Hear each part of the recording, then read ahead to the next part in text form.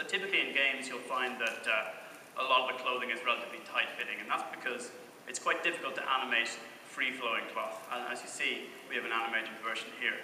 But let's have a look at a side-by-side comparison of this versus a Havok-enabled dress. So you can clearly see the Havok-enabled version. I think you can spot the difference between them. The Havok-enabled version is much more realistic and lifelike.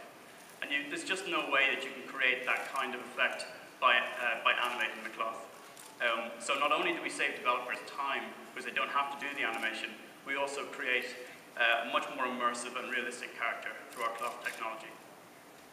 Again, let's focus in on the Havok simulated version.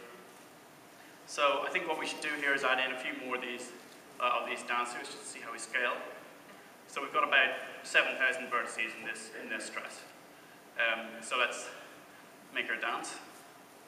And aside from the runtime capabilities, a lot of the value that we provide is through the tools that we give to developers to integrate into their game development pipelines to make this possible and to control exactly what they want out of the simulation technology. Because really, in games, it's 20% realistic simulation and 80% whatever you can get away with fakery.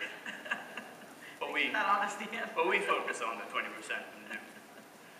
Okay, so let's maybe move to our last demo, which is a demo of destruction.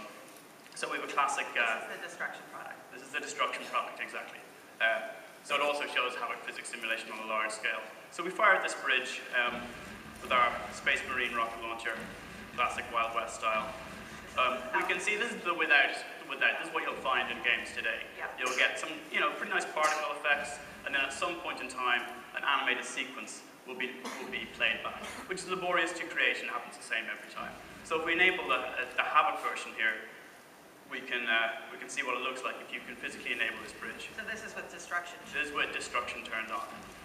So you can see it's different every time. Much better. Much better. I think if you look closely, you can spot the difference. We didn't get to see Rasmus blow up the whole bridge. Unfortunately That's not. all right.